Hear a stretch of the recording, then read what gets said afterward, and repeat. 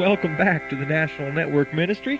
Now, if you'll see during the prayer break, I've drawn this diagram here very clearly here on the dry erase board. And by the way, I just love these new dry erase boards, don't you? No more of that scratchy, messy chalk. Remember how that used to just make your skin crawl? Well, it did mine anyway. You see here, all right, you see here the red circle in the middle. Now, that's your spirit, and that's the center of your being. That's where God dwells. You see right here in the middle, in red, the S-P-I-R-I-T there. And aren't the colors bright and true? You could never do this with that old-fashioned chalkboard. No, I mean, sure, they had colored chalk, but once you got it on the board, well, gosh, you couldn't tell red from orange, from blue, from green. They all just look the same. But these dry erase markers, why, the colors are just as bold. And, well, it's just such an improvement. We here at the National Network Ministry are forward-thinking, after all. Now, as I was saying, your spirit is at the center of your being. The next layer, I'll draw this circle in black. Now, this is your soul. And the Latin word for soul is the same as the root for the word psyche, or of the mind. Now, this is where you have the power to see visions and bend spoons and levitate bodies of mass and things of that sort. Yeah, that black looks good there.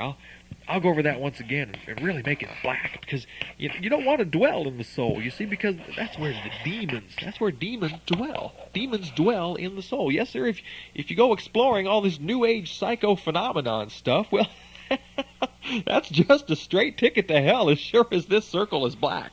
I mean, black, evil, evil, black, evil, black, evil, black. Oh gosh, I'm sorry. Our cameraman, excuse me, camera operator is black, aren't you, darling? Well, you're not offended, are you, honey? I mean, the Bible does equate black with evil, so, well, of course you should be.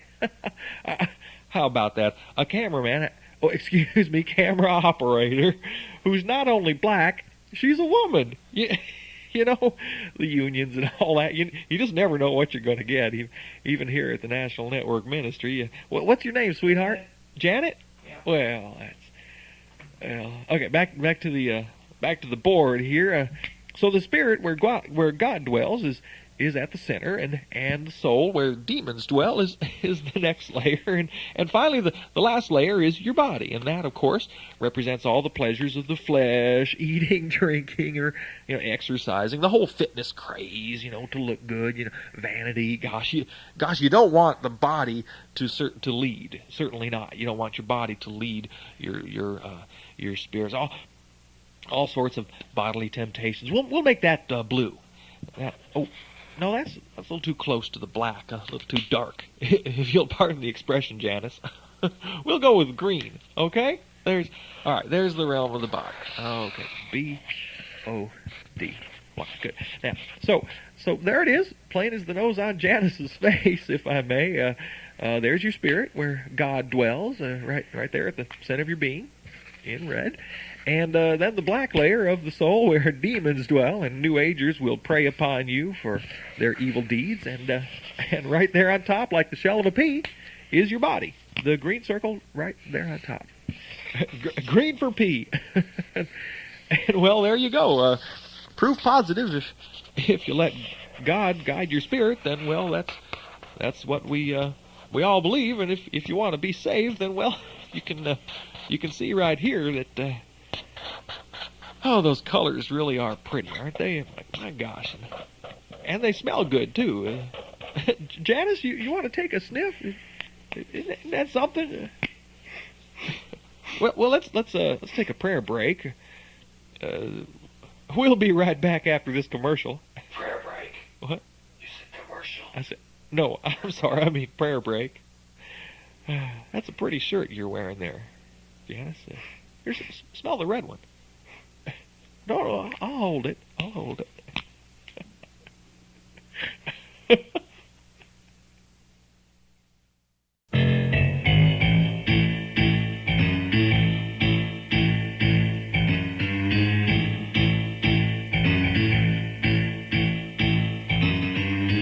Hi, Hi, I'm Peter Donalds. This is the NeoRadio Hour, home of independent writers, musicians, and home tapers, the folk artists of the electronic age. We've got the usual eclectic mix of scenes, stories, and sound sculpture, including a few neo bits from our own studios. Episode 6 in our continuing adventure serial, The Information Age. Our own social critic at large, the caustic yet affable Mr. Sunshine, is along as always. And in the featured spot, dancer and monologist Wayne Doba. We're going to open with one of our new best friends. He sent us a lot of his CDs, singer-songwriter Terry Allen. Right here on the Neo Radio Hour, independent, audio, art. Okay.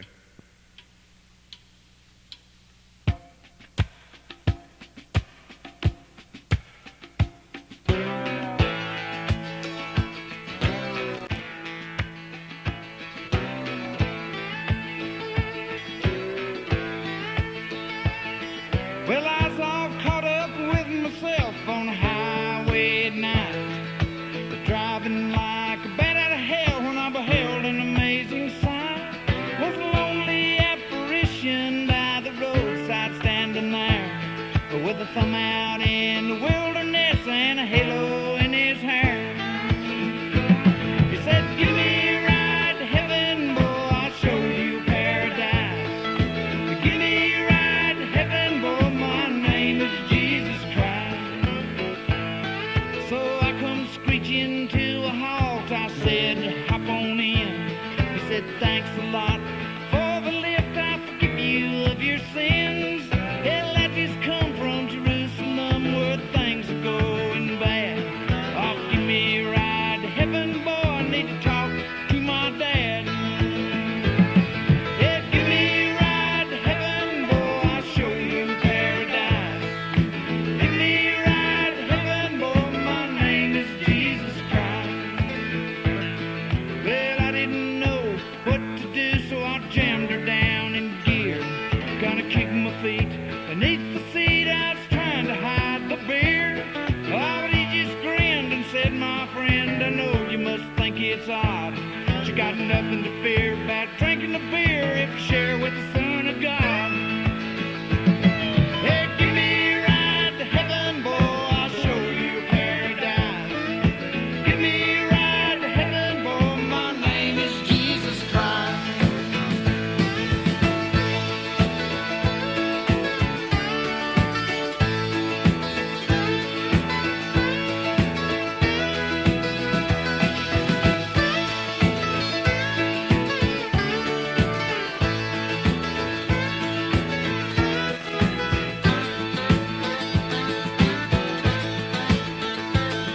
Well, I saw good news in his baby blue, so I stomped it on the floor. Said, "You have to show me how to get there. I ain't been before. It's a hard place to find," he said, "but I'll give you a little clue. It ain't somewhere up in the air, sitting right here inside with you. And right in the middle, that perfect smile from his robes, he pulled a gun, stuck it up beside my head, said, 'How's this for kingdom come?' Well, I pulled off scared, but I heard him say as he left me beneath the stars, 'Well, the Lord moves in mysterious ways, and tonight, my son, he gonna use your car. Yeah, give me a ride to heaven, boy, I'll show you paradise. Give me a ride to heaven, boy, my name is Jesus Christ. Yeah, give me a ride to heaven, boy, I'll show you paradise. Give me a ride to heaven, boy, my name is Jesus Christ."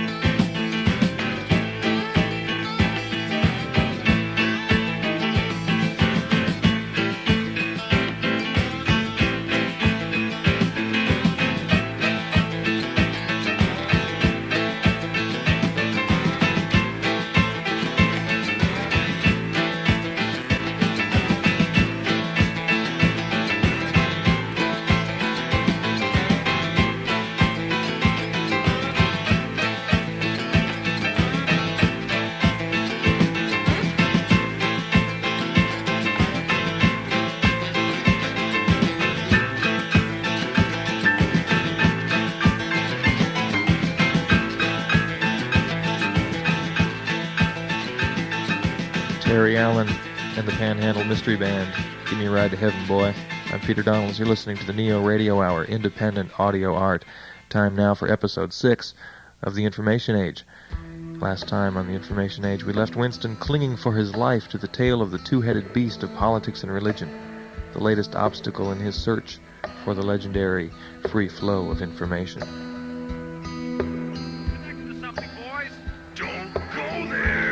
So this is where you get your information. You take it all and give us the scraps and the file. Is that it? Winston, you don't know what you're saying. I think I do. Where does this lead? To the free flow? No, Winston, you've got to believe us. Still clinging to the suspended information line, facing the free flow with my back to politics and religion, I saw the tail take on a giant wave. Able to sustain the wave, I looked back as the tail of the beast cracked like a whip, pulled politics and religion up off its feet, over its heels, and pile-drived its two heads unmercifully into the ground. Whoever or whatever was wagging that tail, I'd soon find out. A second wave approached. I braced, but this one sent me flying high into the air, on a straight trajectory to the source of that enormous power.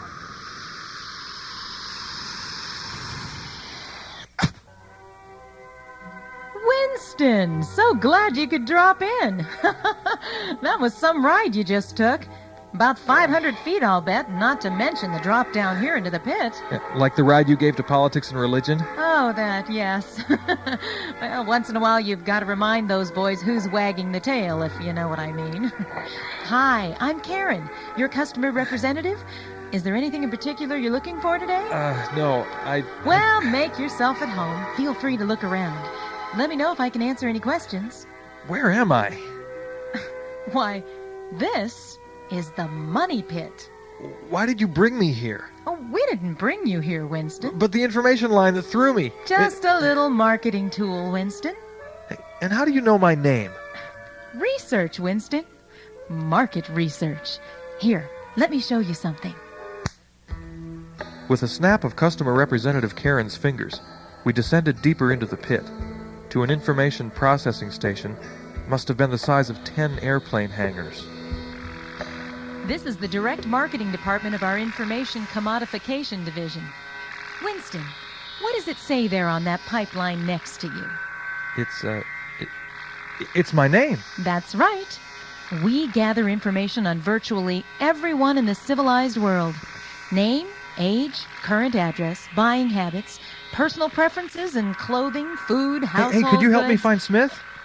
Your partner?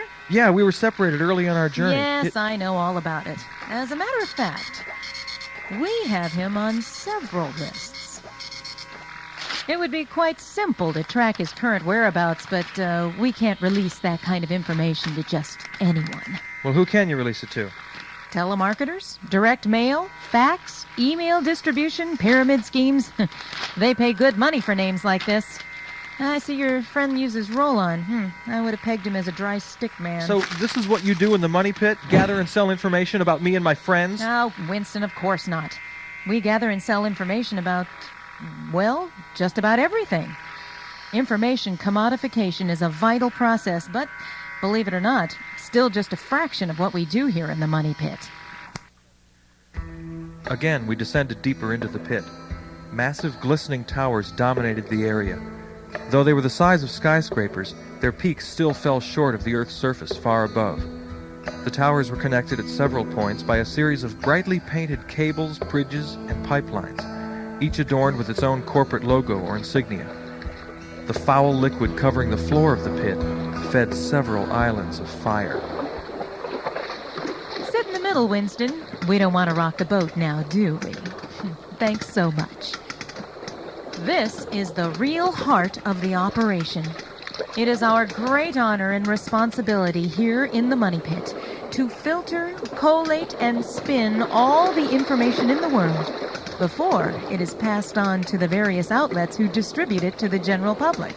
Various outlets? You mean like politics and religion? Those are two of our primary transfer stations, yes. So every bit of information I've received in my whole life has been filtered to serve the interest of money? Well, there are always a few leaks, but we do what we can. Information left untreated can be quite volatile, after all. Money provides a valuable service. The free flow of information is a natural resource. You haven't got the right to exploit it. A natural resource. So are trees, Winston. Let's say you make your own paper. So there really is a free flow of information. The legend is true? Yes, it's true, but you won't ever see it, Winston. Hey, Karen, your horns are showing. You're no ordinary customer rep, are you, Karen? You're smart, Winston. In fact, that's your trouble. See you, Karen. Go ahead, Winston. You can't escape the money pit.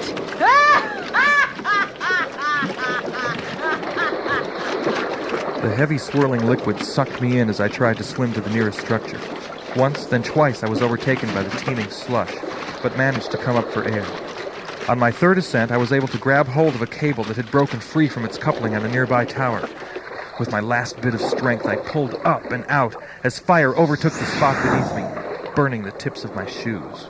You've got will and determination, Winston. I may have a position for you as a sales associate. Care to join the team? I'm climbing out of here, Karen. That's 112 stories, Winston. You'll never make it! Just then I felt the cable begin to move. A quick strike maintenance team was retrieving the broken cable from the surface high above. Stop, you fools! You're helping him escape! That's what I get for jobbing out maintenance and repair. You'll be back, Winston! You'll be back! You'll never cross the vast wasteland! Thanks, fellas. No problem. What was that last thing she said? The vast wasteland. But I'm going to the free flow of information. You better take a look over your shoulder, pal. What in the hell? That there is the vast wasteland, discovered and named by Newton Minnow way back in 1963. The driest, most barren desert on the information pipeline. You got a ways to go, but if you can cross it, the free flow of information is yours.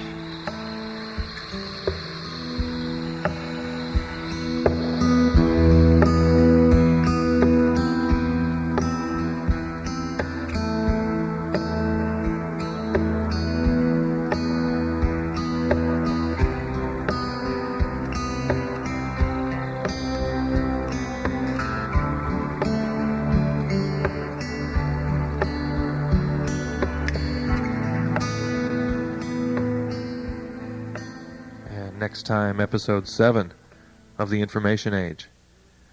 I'm Peter Donalds. You're listening to the NeoRadio Hour. Independent audio art.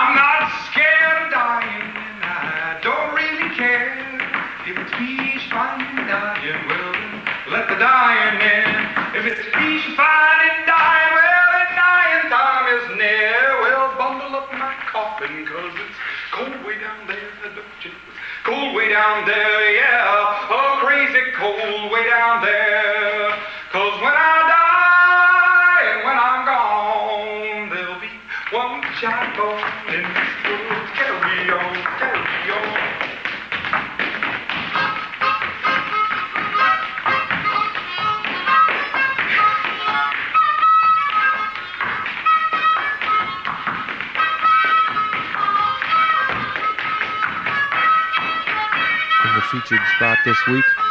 We're listening right now to the one and only, the original Wayne Doba. He was recorded here live at the Climate Theater in San Francisco. Things.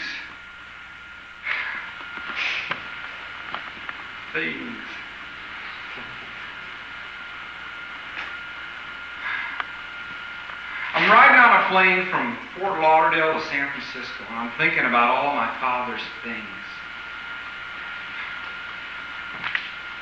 Talk about a pack rat. Well, I guess that's not a nice thing to say about your father who just passed on, but if he had lived any longer, they would have had to add another room on the house for all those plastic wrappers from those cheese slices. Ted. Father was Polish, and one of the sleaziest used car dealers in the sleaziest state. Lord. He was the cheapest man I ever knew. He threw nothing away. Somebody left something in the trunk of a car that he took in on trade-in.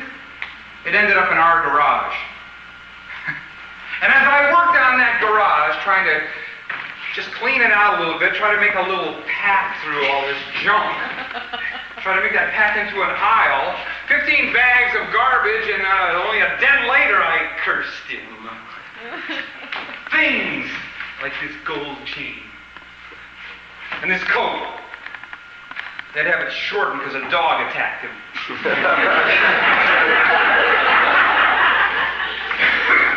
And this ring, 18-karat gold horseshoe with 4 diamonds in it. Just one of the many things from my father's empire.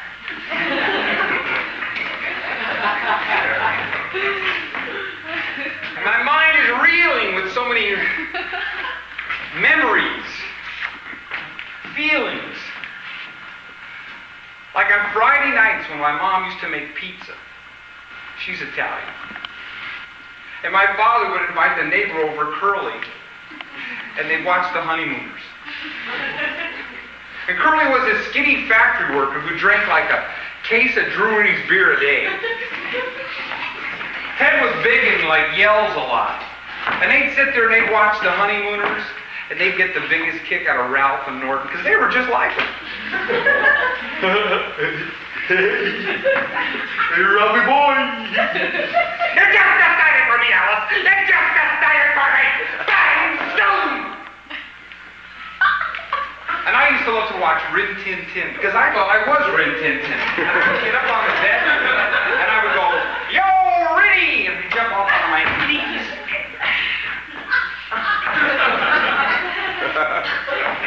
And my sister Cheryl, she slept on a roll-off bed, and I slept on one right next to her in our living room. And we had these roll-off beds sitting there, and we had this, like, blonde coffee table. And on top of it was this ashtray. And the ashtray had a Black Panther on it. And we'd watch Rin Tin Tin and the honeymooners, and then the Friday night fights. Dun, dun, dun, dun, dun, dun, dun, dun, dun,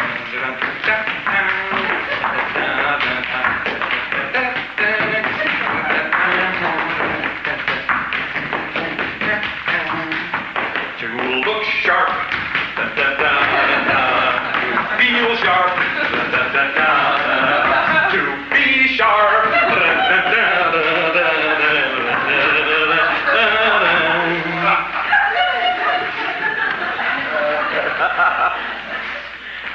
And I remember one night, it was in Indiana. We were sleeping on those roll-off beds, and all of a sudden there was this loud crash. And some guy had driven off the road in like a 56 Plymouth with a woman in the car. He fell asleep at the wheel, and he crashed down through everything in our yard, smashed into the front of our house, and he knocked those 2 beds like a foot back. And I remember seeing the headlight shining up on the ceiling. And Ted came running out of the bedroom, and he jumped up on the 2 beds. He had 1 foot on each bed like this, pajama tops on. His dick was dangling over the bed. He looked out the window, and he looked down at the guy. Ted looked just like Jackie Gleason. And he says, "What the hell are you doing out there?" And the guy went. The weird thing about it was he didn't run into Curly's house. It was right on a highway. He didn't hit my Aunt Mitzi's house or on Dead Man's Curve. He ran into our house, way back off the highway. And he crashed down through everything, tree after tree, man. Hedge apple trees. Would you ever see hedge apple trees with big thorns on it? Like a rock garden with big boulders? A barbecue pit? A glider?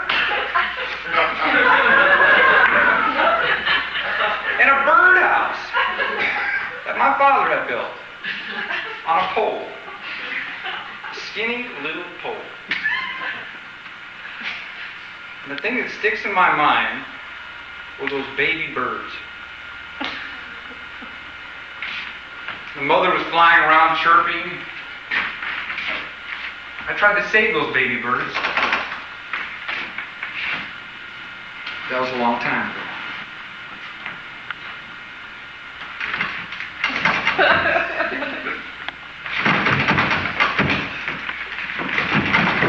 Someplace over Texas, the plane started bouncing and bouncing.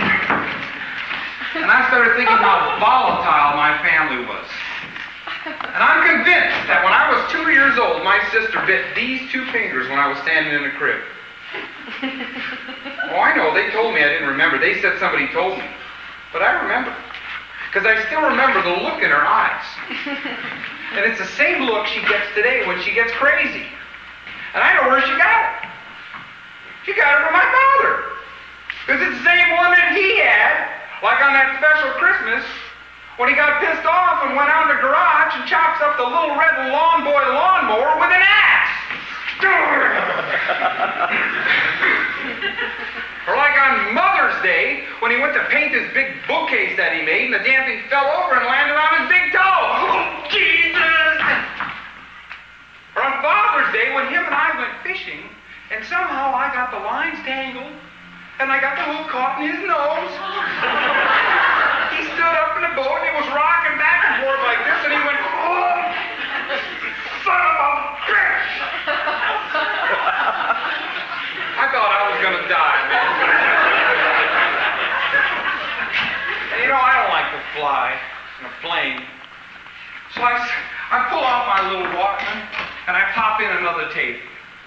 And it's one of my father's tapes, one of his special tapes. Special because he secretly always tape recorded people.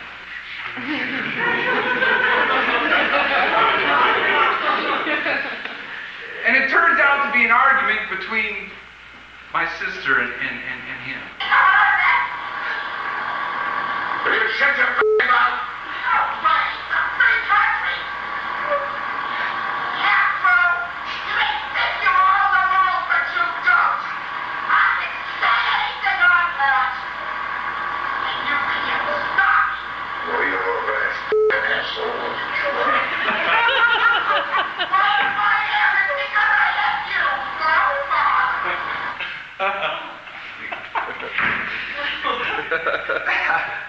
And I'm sitting on a plane.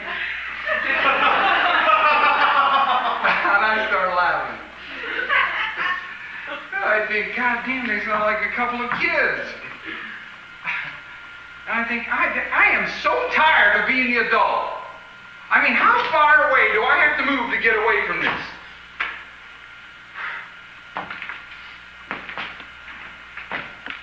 Now troubles are many there is, deep as a well.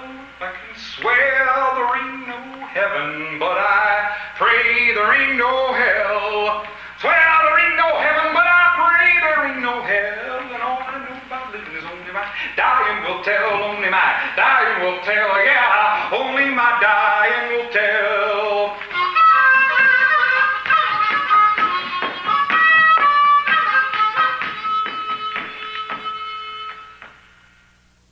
7:30 in the morning. The phone rings. It's my mother. She says, wait, I can't take it no more. She's having a fight with my father, who can't understand why I won't come back to Florida and run the used car lot.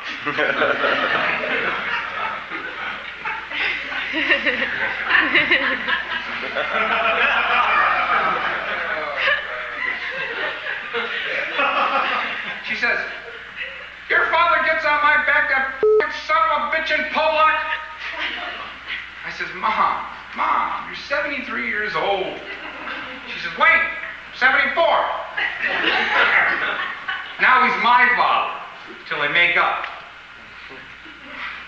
Sounds kind of perverse, but I tape record the conversation. Because I've heard this all before, you know what I mean? I spent many a day as a kid sitting out on the lawn with my bags packed.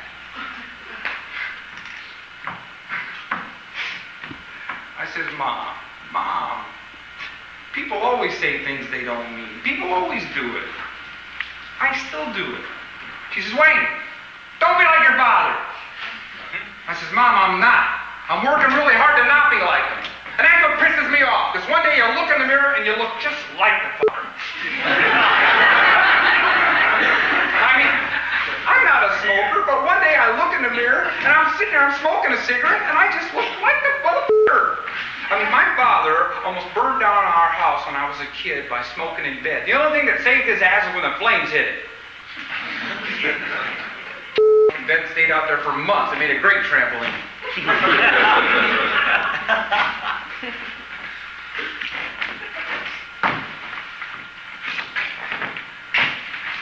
And you know, when I went and told him, I said, Dad, you know, I mean, my dad's weird.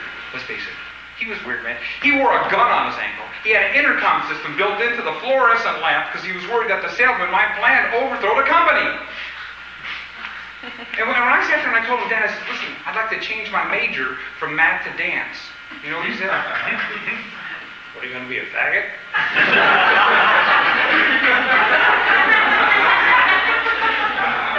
Jesus Christ, what, are you going to jump around in tights and shit?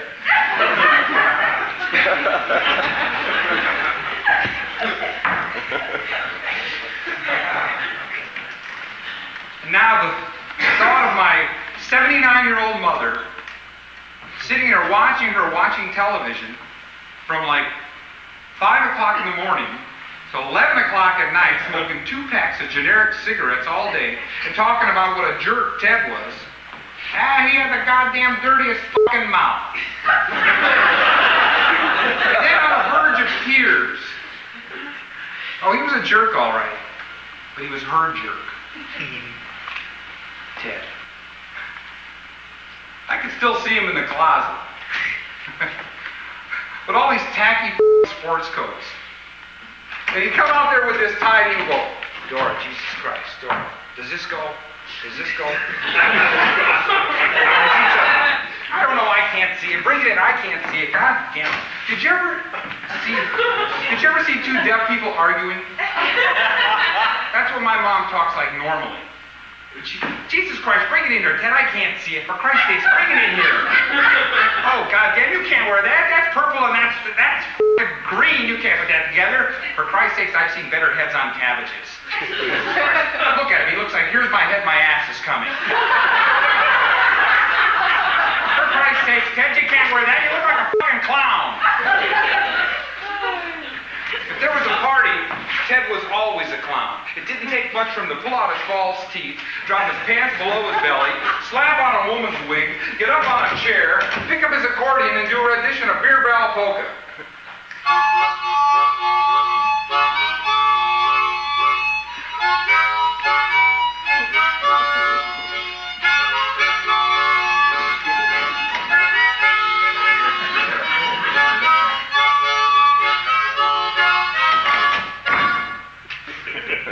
And this is my role model.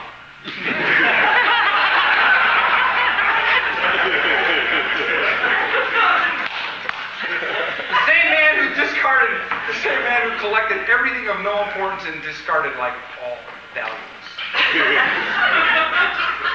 As I went through the garage, like 100 coffee cans filled with things like nuts and bolts, rubber bands, tin pop tops, golf balls. And he never played golf. And one of them even filled with coffee scoopers from all the coffee cans. Chock full of nuts.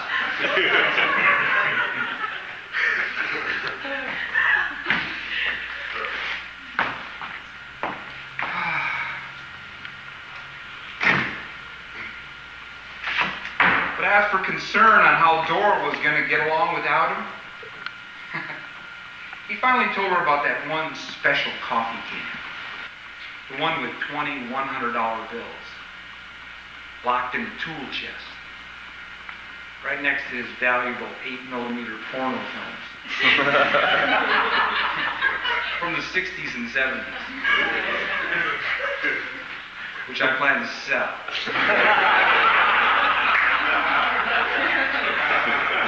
After I view them.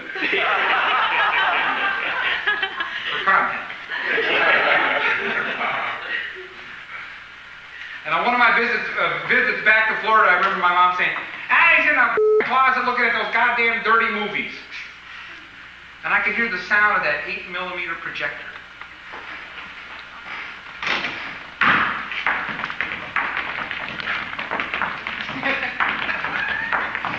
The same one that my parents would pull out at every special family event. And I was always embarrassed. Because they pulled down the curtains and the room got very tight. You hear the pulsating sound flickering in your ear while I'm watching myself on the screen.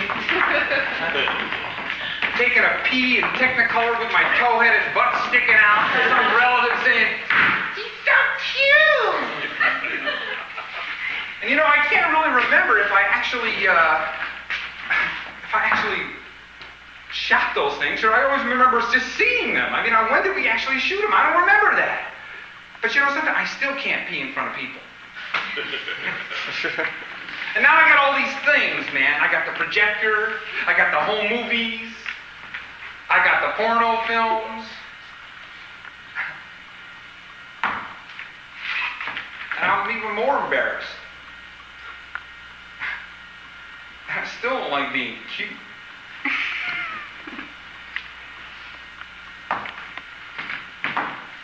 But it's changing, it is. It's changing. My face is changing. I wonder, who is this guy? Did you ever wake up one morning and you realize that everything was funny? That's what happened. One morning I woke up and I realized every fucking thing was funny. That my whole life was a joke. I was just bending over like this, brushing my teeth, and all of a sudden, I looked down, and I noticed that my stomach was shaking independently of the rest of my body. Just from this little motion like this. And I went to spit, and I looked up and I thought, you're getting fucking old. And I felt like I'd put on some aging comic face. I mean, I came out to California to be a clown, you know. And I remember seeing pictures of Marcel. And as he got older, you know, his face got more cracked, and he put on a white face and that little fucking wig, man. And he would do that little dip, and he would come out, and it got more and more cracked. It looked like a road map of France, man. He needed like little cars and some bushes, and a mileage chart like this, you know. Maybe a green patch like the cemetery. That's a loop. And I said, man, it ain't gonna fucking happen to me, because when I get that age, I'm gonna look good. I don't mind the wrinkles. I'm gonna look fucking good. But nothing prepared me for the bags. That's when it all broke down, man. I mean, I always had the fuckers. But one day I'm looking, and I look just like a fucking basset hound. I thought I was always gonna be like Rin Tin Tin with pointy little ears going. If I look in a fucking mirror, I look like a fucking basset hound. My stomach's shaking like this, and I go, Jesus Christ, every fucking thing is funny.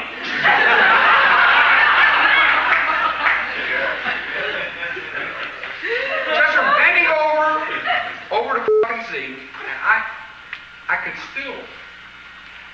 still remember when my father used to go into the bathroom and take over the bathroom, and you could hear him in there spitting and gagging like. The sound wasn't bad enough. The smell would osmose through the tight spinning doors unless they were built by NASA. And then there was the visual. That green thing hanging on the side of this sink like spaghetti clinging to the pot.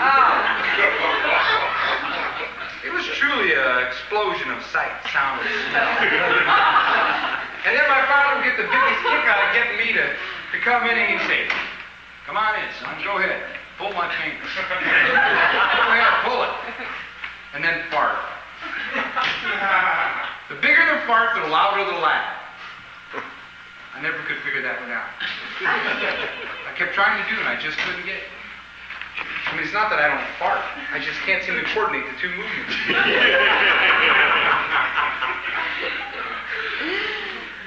You know what I mean? But now, I mean, I must have enjoyed it because I fell for it more than once. But you know, I feel a little older and wiser right now. I think maybe I'm not doing it.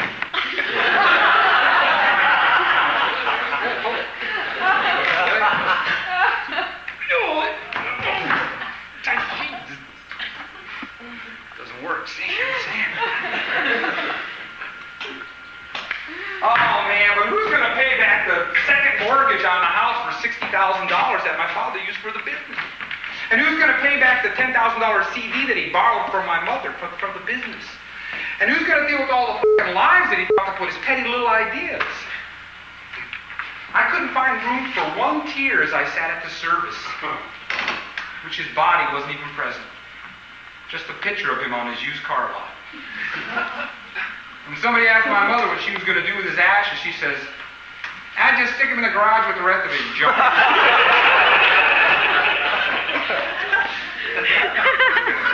And I'm sitting there and I'm trying to think positive thoughts. Man, I'm going, this is my father, you know, I got positive thoughts. And I look around, and all of a sudden I got tired. With only a handful of people there, nobody there out of love.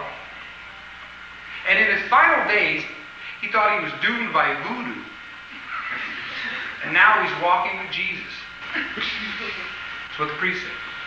Walking with Jesus. And they got these 3 big chairs set up, easy chairs. One for my sister Cheryl, one for Dora in the middle, and me. With about 10 people behind us in a room that's always set up for 60. And these guys are very solemn like this. They pass out the little cards with fill-in-the-blank name, Theodore Dova, with Jesus looking up. And they're waiting for the next crew to come in like this because there's another shift coming in pretty soon. We've got to bring in the next picture of somebody. And then all of a sudden the priest comes in. And he looks just like Ed McMahon. Ed McMahon, the king of the salesmen. He could sell anything from like sweepstakes tickets to like dog food. Now I think, this is perfect. This is a perfect thing because my father's life was a facade, a used car dealer. This is perfect. And I think, God, Ted, who got the business?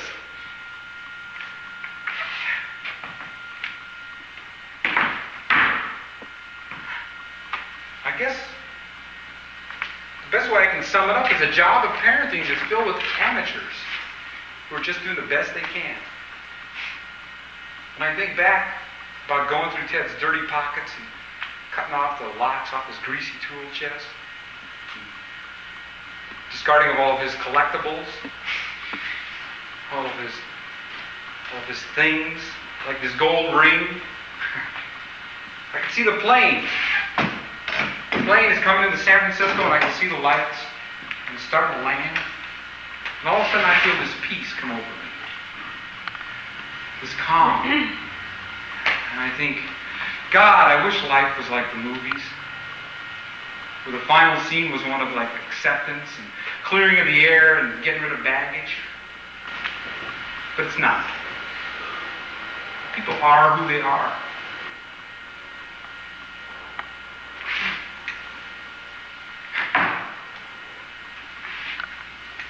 Now, all I can do is see Ted. Just going through his stuff, see his face, his things, man, his things.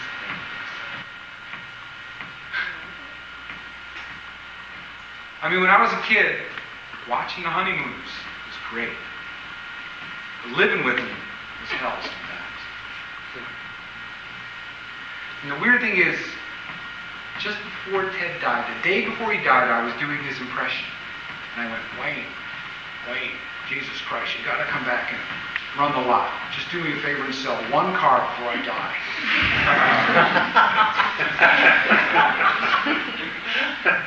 And I flash on that shitty movie that was on the plane.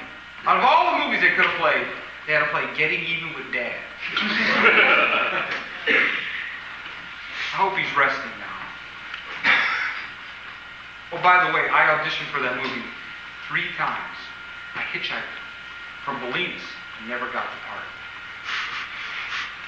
I guess maybe there isn't much difference between selling a car and doing a dance.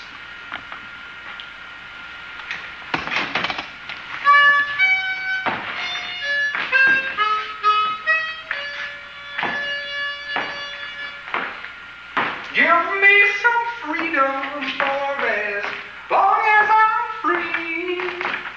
All I ask of living is to have no chains on me. All I ask of living is to have no chains on me. All I ask of dying is to go naturally. I want to go naturally. And way go naturally. Oh, when I'm gone, when I'm gone.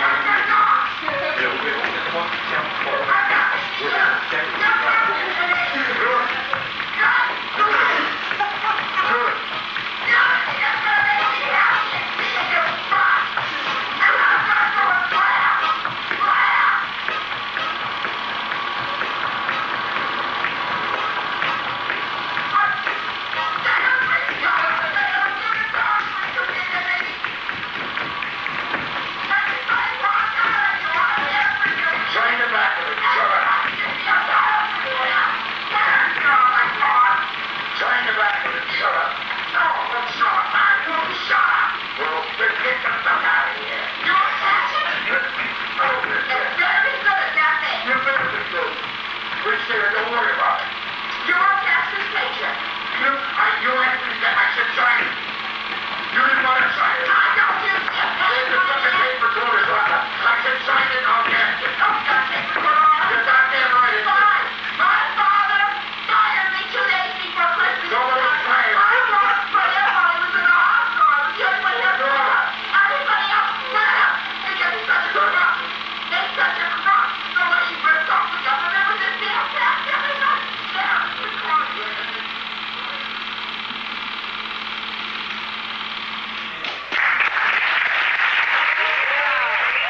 Wayne Doba, recorded live at the Climate Theater in San Francisco.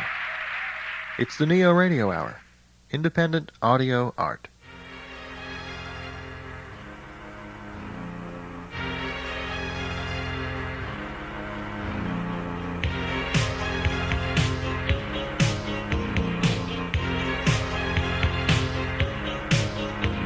She gathers up moonbeams and turns them into dreams. From stars she gathers light, giving blind out sight. She tends a poet's grave, like flowers she will save. His words all cast about, like dead leaves of doubt.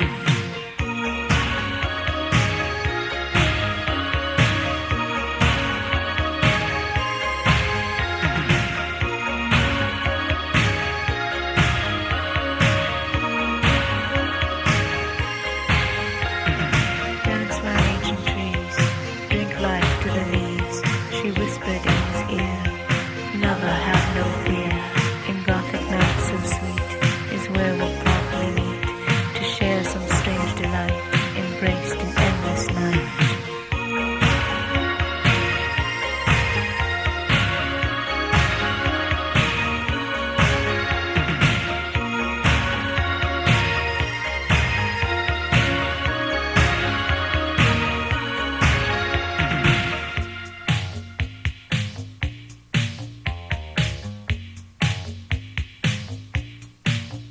Then the dead dance with the dead, dance, gathers with the dust and the bird.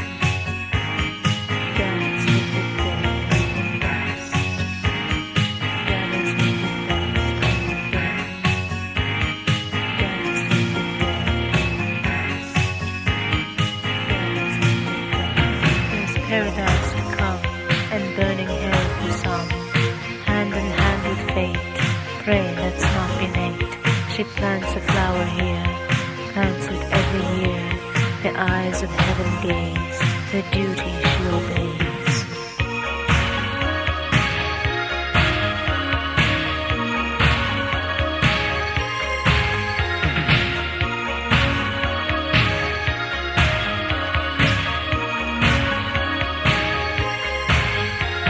She saves the sailor's nails, all wrapped in seven veil, and throws into the fire all joy and all desire. Oh, where is she now, a lilting flower on a bough? Is that her over there, in the garden of despair?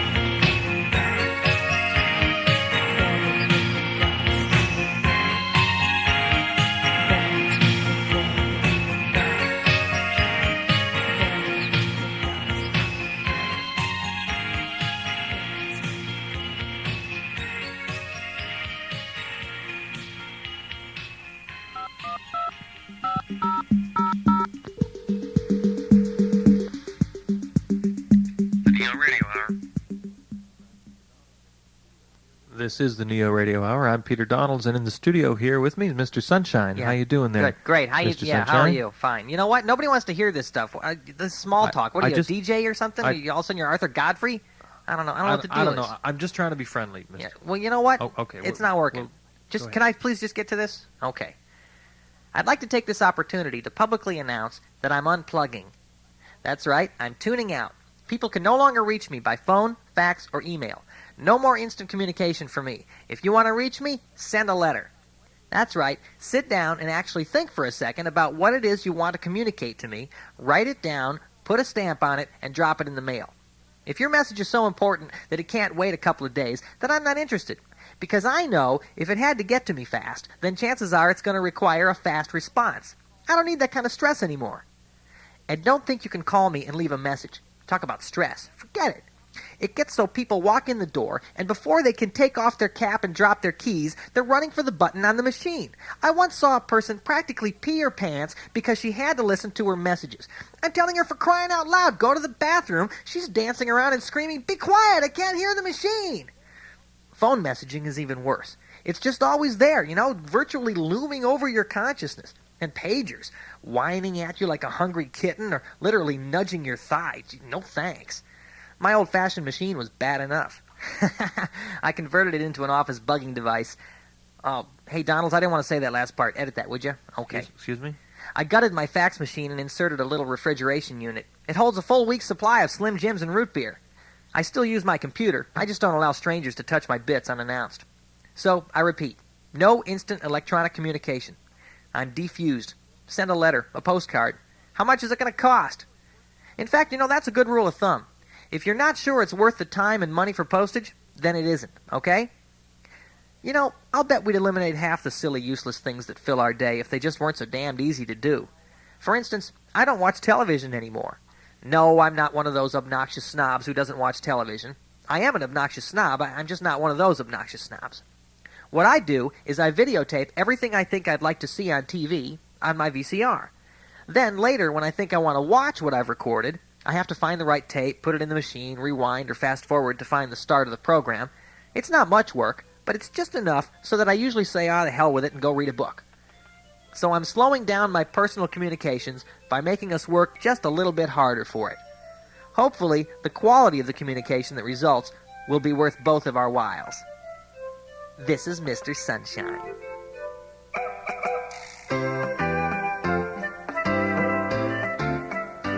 The Neo Radio Hour is written and produced by Peter Donalds and Frank Skillman. Contributing artists tonight, Terry Allen and Joe Groma. Special thanks also to Peter Rubiso and Scott Davey. And in the featured spot, it was dancer and monologist in his comical one-man show, Wayne Doba, recorded live at the Climate Theater in San Francisco. We'd like you to contact us, as always, if you are a writer or performer of any kind, an audio artist, a musician. We'd like to feature your work here on the program. So there it is, another one under our belts. Thanks for listening. I hope you taped it. I'm Peter Donalds.